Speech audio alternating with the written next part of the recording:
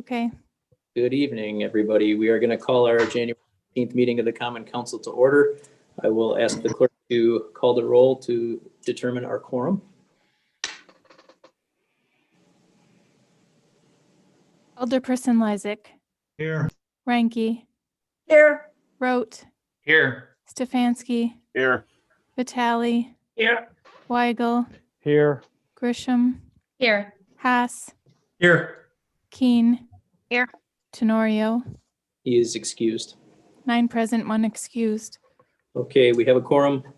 Please rise if you are able and join us in the Pledge of Allegiance, which will be led this evening by Alderman Lysick. I pledge allegiance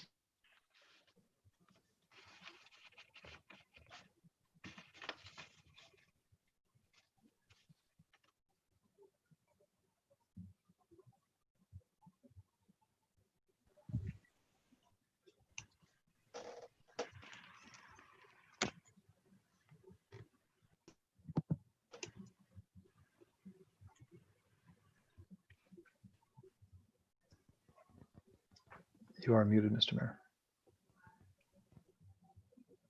I think that I unmuted. I did not unmute myself. Thank you. Moving to item D, we have one public hearing this evening, so I'll ask the clerk to read that.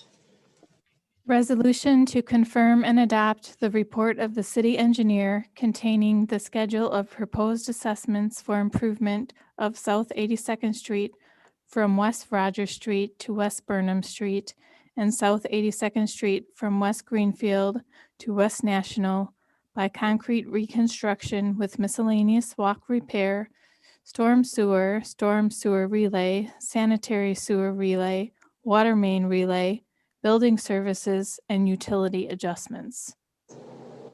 Thank you. Mr. Daniels? Thank you, Mayor Devine. Okay, this is the public hearing for both 82nd Streets. Here's the first one from Greenfield to National, 3 blocks of that 82nd Street. And then the next one is from Burnham down to Rogers, south of the tracks. Both projects very close to each other, which is why we're grouping them together. They'll be the same contract. Here's a picture. I want to stress how old these roads are. This aerial photo from 1949 shows the original 1923 concrete pavement that's still in service out there.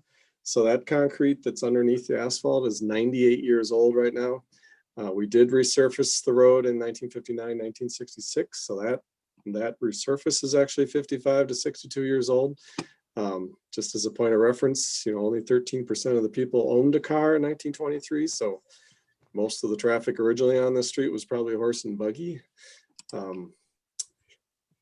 And here are some pictures of the northern 82nd Street.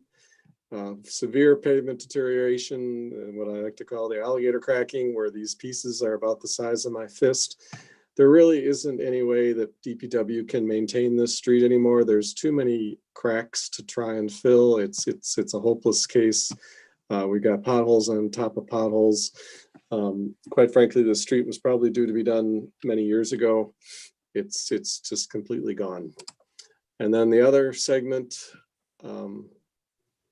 from Burnham to Rogers is actually even older. This is a picture of the concrete from 1916. So that concrete under there is 105 years old. We did resurface it in 1961 before I was born. So that's 60 years old. So in 1916, only 4% of people actually owned a car. So these roads are incredibly old. And it's not just the road themselves. This looks very similar to the other segment of 82nd Street. Just you can't maintain this anymore. It's too far gone. You're wasting good money after bad to try and maintain a street that's this far gone. But and this is what the future street will look like: a new concrete road, new sidewalks, new curb and gutter. This is what a road should look like. This is what it looked like in 1916, and this is what it'll look like again this year if we approve this. Likewise, what's under the road is actually older. So we're proposing to put in new water main. The existing water main is from 1907 to 1922. So that's 99 to 114 years old. This is actually a copy of the plan that was signed by the city's first city engineer, Fred Schneider, in 1907. So the city was a year old at the point that this road, the sewer or water main was built. We're going to be proposing putting in new copper water services from the main to the lot line. And then if people want to have the lead replaced from the lot line to their basement, that can also be done at a later date. And I'll talk about that in a few minutes here, but we're getting rid of all the lead. And that is actually what is making people eligible to have the lead removed from the lot line to their basement, because we are getting rid of the lead out in the street. So that's an important fact, that doing the street and doing the sewers are actually qualifying people for this funding that I'm going to talk about in a little bit here. We're putting in new storm sewer. A lot of the street doesn't even have storm sewer. So that too is going to make people eligible for a sump pump if they want one. There's no storm sewer now to hook up a sump pump to. And some of the storm sewer that is there is 82 years old as well. We're going to be putting in new sanitary sewer. The existing one is from 1909 to 1922. So that's 99 to 112 years old. And then we are going to be putting in new streetlights and cable. The existing circuits go back to 1935. They're very dangerous high voltage circuits. So this is what I was alluding to. Once we're done with the project, this coming December, so in 10 or 11 months, we're going to be sending out forms like this, inviting people to sign up for private property plumbing. Sorry. We're talking about $15,000 in plumbing that we're going to make available to people. So when the time comes, they can check the box if they would like to have their lead service replaced. That would cost $1,600. If they want their sanitary lateral rehabilitated, that would be free. If they would like a sump pump, that would be mostly free. There was a $600 fee to extend the pipe for the sump pump, but the work that we're doing in the street is going to create the opportunity for these further work to be done later. I just want to stress that the water that we're drinking is safe. We tested. The federal government says it's safe. City of Milwaukee gives us the water from Lake Michigan. They add phosphate to the water so that it coats the inside of the pipes, and we don't get the lead leaching into the water because of that.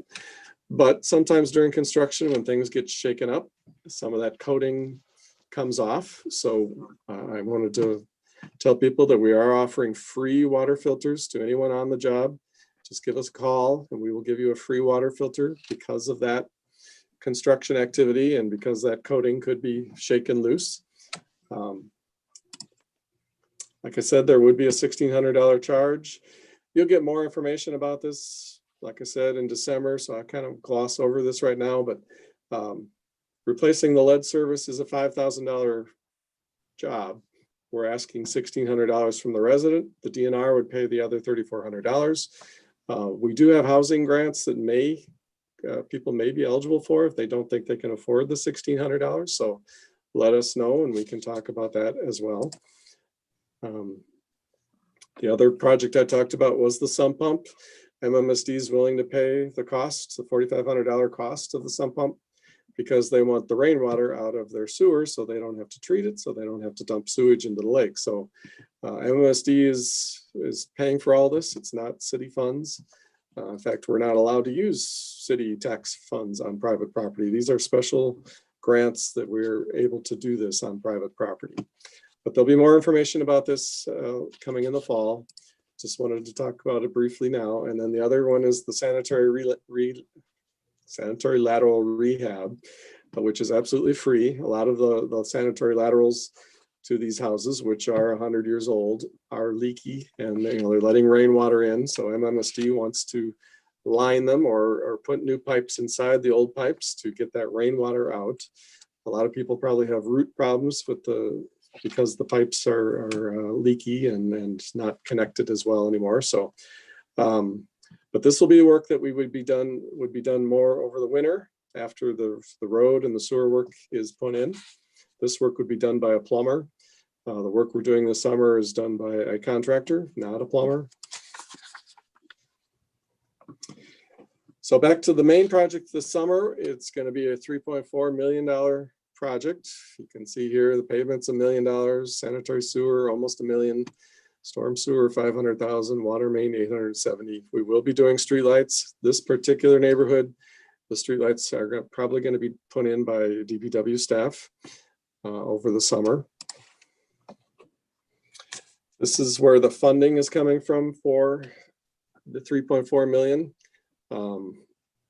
The utilities, like the water utilities paying 25%, the stormwater utilities paying, 17%, sanitary utilities paying 26%. So special assessments from the property owners are really only paying 10%. We are getting a small grant from WSDOT for about 3%. And then the general tax fund, general property tax fund is paying 18% as well. Here is a sample residential assessment, assuming that there's a 40-foot lot. The rate is $62.21 per foot. So that comes to $2,488. If you have a driveway, there would be another $7.77 per square foot additional fee for people who have driveways. The bills for this would not be mailed out until March of 2022. So more than a year from now, before you would even get the bill. And then if you do sign up for the installment plan, your first payment isn't going to be for at least 22 months. So it's almost 2 years, December of 2022, before you would be making your first payment. So I guess the point of that is that I hope that COVID would be long since gone in 2 years. That's when you'd be first making your first payment on these, is in 22 months. Like I said, there are several payment options. You can pay the lump sum when you get the bill in March of 2022, or you can go on the 5-year plan or the 10-year plan. There is 4% interest, but the city is not making a profit off of that. Like we have discussed before, we are borrowing the money for this project, and we have to pay municipal bondholders about that much interest. And so the city is merely passing that interest on to people that choose the payment plan. We're not making a profit. So if you had the $2,488 bill, your annual payment for the whole year in 2022 would be $348 or $29 a month. And then your 10th year payment in the year 2031 would be $259 for the whole year, which is about $22 a month. So why do we special assess? For over 110 years, the city has historically been requiring that property owners pay the cost. In the old days, back when these roads were built in 1916, 1922, the people paid 100% of the cost because they alone were enjoying this unique benefit of having this new street in front of their house. That is the legal principle. I think that the state law allows us to special assess because people are enjoying a unique benefit from having this street in front of their house. It's not in front of anyone else's house. So on this project, though, like I said, the city is only collecting $361,000 in special assessments. So that's 10%, much lower than it was in 1922. The assessment rate is $62.21 per foot for all residential properties anywhere in the city, no matter how wide your street is, or how high the traffic volumes are, or how high the actual bid prices are. Everyone is treated exactly, identically equal. Everyone pays exactly $62.21, no matter where they are. So that's how we keep everything equal and fair. Just would point out that, like I said, this has been a Wisconsin state law for 110 years. And as you would expect over that 100 years, there have been at least 100 cases that I'm aware of where people have tried to challenge it. And the courts have upheld this as a fair and reasonable method to recoup the cost of these projects. So it has certainly stood the test of time. Another reason we special assess is it's the only way to ensure that tax exempt schools, churches, charities, hospitals, county parks, utilities, railroads pay their fair share too. No one is exempt from special assessments, even though there are actually 430 properties in the city that do not pay any property taxes. And many of these tax exempt schools and churches and hospitals are very large parcels of land. And if you take them all together, as you can see in this map, they encompass about 28% of the city's land area that is tax exempt. So in order to get some contribution from these tax exempt properties, we do have to special assess everybody and treat everyone the same. Businesses, corporations, manufacturers pay a higher assessment rate. Their rate is $77 to $93 per foot. And case in point, the Hampton Inn Hotel will be paying $29,864 in special assessments because they are commercial and they are a fairly large piece of property. So this other map over here is showing all the colored parcels are all the parcels that have paid a special assessment in the last 20 years. And really it's almost every property on the east end, in the east half of the city. And if you go back far enough, obviously every parcel in the city has paid at least once, twice, even 3 times for their street or for resurfacing their street or for doing their alley or for doing their sidewalk. So everyone is paying their fair share. Everyone eventually is paying for the street in front of their house. There will be some times when you won't be able to get into your driveway. We allow you to park in the neighborhood up to a couple blocks away without parking permits. The police are notified to keep an eye on things and hopefully not issue tickets. If anybody needs any kind of a disabled parking spot close by, we can accommodate that as well. If you let us know, we can put disabled parking spots on the nearest side street or accommodate in other ways. So there are some people I've already talked to who are going to need special accommodation. So please let us know and we can help you if that's going to be an issue. This is a very tentative schedule. I just wanted to run through. We obviously are hoping that we have State Fair this year. We're planning to go to bid very soon here in February. And we've been notified that We Energies Gas is going to be putting in new gas mains, like you see over here, starting on about February 15th. So that work's going to take about a month. That's not the city's work. That's a different entity, the gas company. So they are coming there because we're coming there eventually. But so there'll be about a month of work for the gas main. And then council would hopefully award the contract in March. And if the gas company gets done and if the weather's good and we don't have snow, I mean, we could probably get started in April, but it's all very much weather dependent and dependent on the gas company. The goal would be to have the road open, but not necessarily done. I want to be very clear. We will try and get the road open so that residents can get into their driveways, but I cannot guarantee that we will actually be done by August 5th. There could be delays with weather.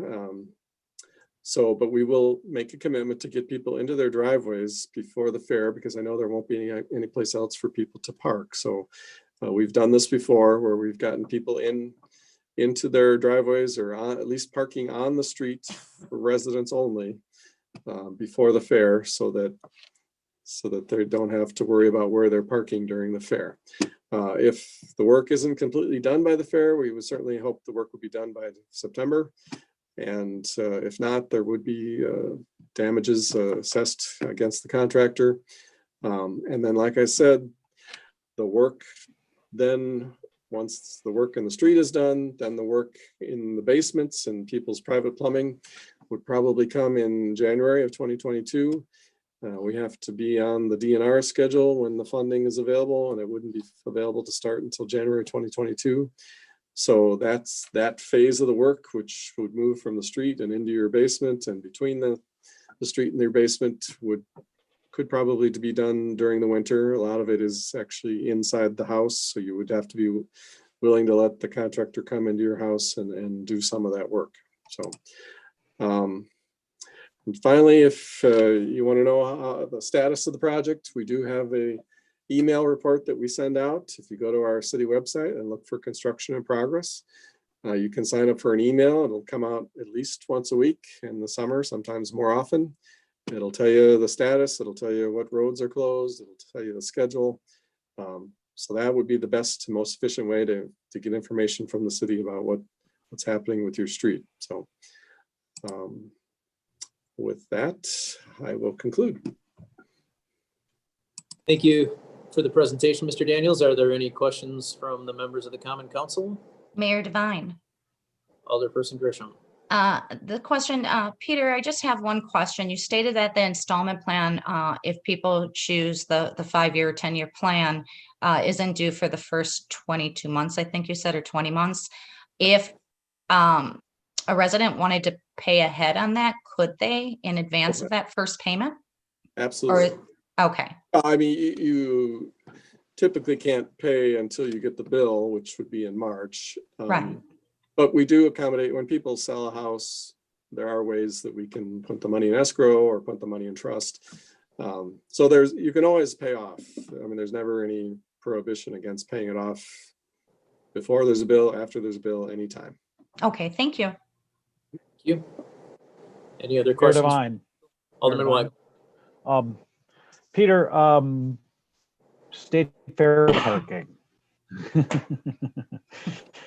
So there's going to be a prohibition. Let's say the curb and gutter is in, but the street's not, because we went through this, I think last year, obviously not last year, but the year before, and a couple of years ago. So are we telling everybody you cannot drive, because that curb and gutter gets harder over time, and there may not be any sod in yet. I get that. But But are we telling everybody, if you can drive a car in a driveway to get onto a driveway and into a backyard, that we're going to let them park cars for the fair? the bigger issue is the sod. I mean, we've had that going back several years where people were parking cars on sod that was a week old and just made a mess. So Yes, I remember that. But you're right. Driving over the curb is not good either. We'll see how it goes. I guess we'll send out letters advising people what to do. I know 2 years ago, we were letting local traffic into the road. So, I mean, if you have a friend from Illinois and he wants to come park in your driveway, I don't have a problem with that. But we're not going to have people from Illinois circulating through the construction site. I guess that's not the goal. So we're gonna have barricades again at Greenfield and Orchard and Lapham and National. it'll stay local traffic only. Okay. The residents can get in. If the residents have friends who want to come in and don't want to park on the sod, that's probably okay. But if they expect that they're going to have all the people driving past their street and they're going to have strangers parking on their sod, that's not going to. Well, that's not going to be enforceable, right? They could be, just because they're from Illinois doesn't mean it's not your brother, or whatever. It's going to be similar to what we've had to deal with in the past. I just want to be prepared to tell what I did speak to, I think, 2 property owners on this. Nobody denied that the street's in bad shape. There were the usual questions, but I just wanted to make sure. It's going to be essentially, I think it was 80th Street. What did we have? 2 years ago, yeah. We had 80th Street a couple of years ago. So, okay, thank you. Thank you, Alderman Weigel. Any other questions from the council? Hearing none, and I don't believe we've received any public comment on this. No public comment Okay, on that. thank you. Then on that note, we will close our public hearing and we will move on to item E. Mayor Devine, Alderman Lysick. under section 3.05, parent 29 of the municipal code, I move to suspend the rules to allow for the alternate order of business on this meeting's agenda. Second. There's a motion and a second. All in favor? Aye. Aye. Anyone opposed? Ayes have it. The rules are suspended. We'll move to item F. I do not have a mayor's report this evening, so we'll move to item G. Are there any reports from the alderpersons?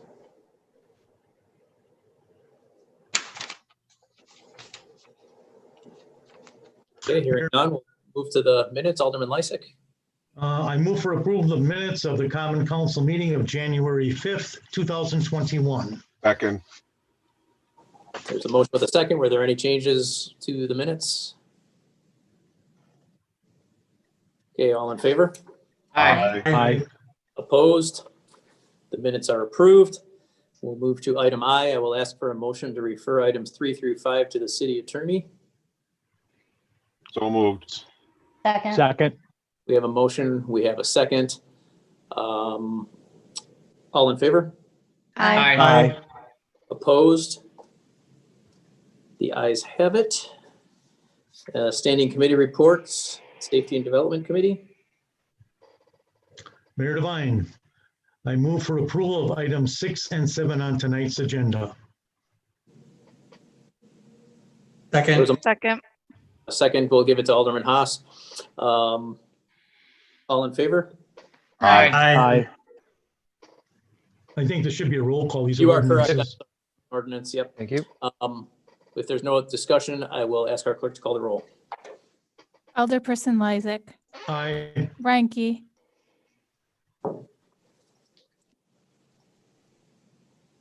Rote, Aye. Stefanski, Aye. Vitale,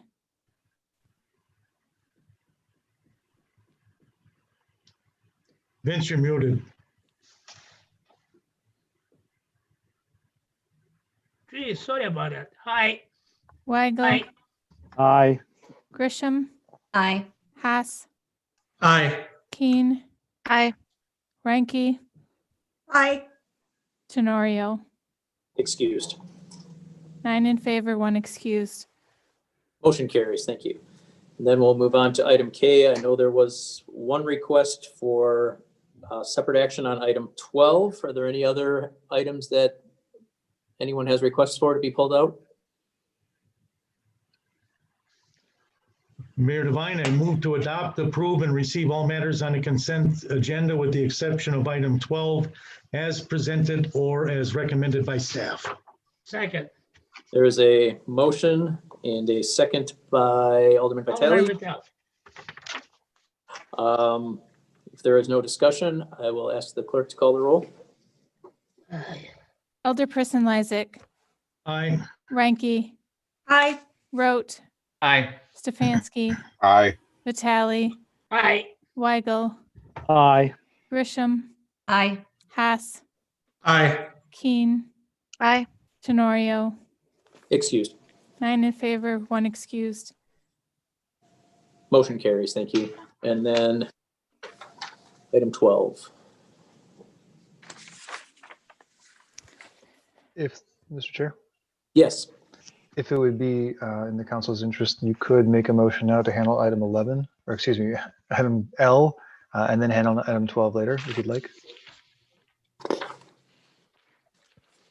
So numbers 30 through 38. 29, right? No? I've got 30 through 38 on my agenda. So if that's the case, a motion to refer all matters under item L to the specified committees would be in order at this time. I make a motion to refer all the items 30 through 38 to committee. Second. There's a motion and a second. We'll give it to Alderperson Ranky. All in favor? Aye. Aye. Opposed? Carries. And now we have item 12, I believe. Is there a motion on item 12? I move for approval of item 12. Second. There's a motion and a second. Is there any discussion?